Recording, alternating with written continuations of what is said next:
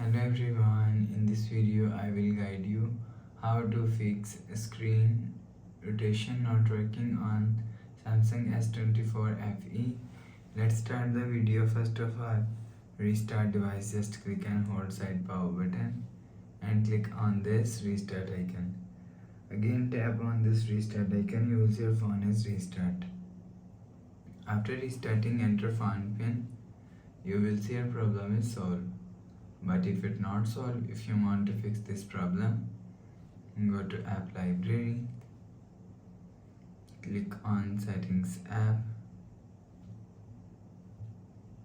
Now in setting, scroll down and click on general management, click on reset and click on reset all settings.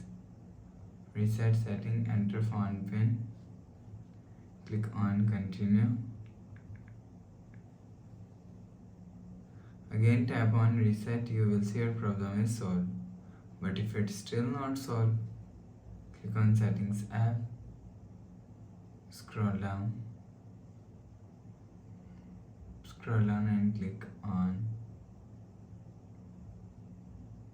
software update, click on download and install. You will check your software update is latest. If it not latest, update your software latest. After update software latest, go back to home screen. You will see your problem is solved.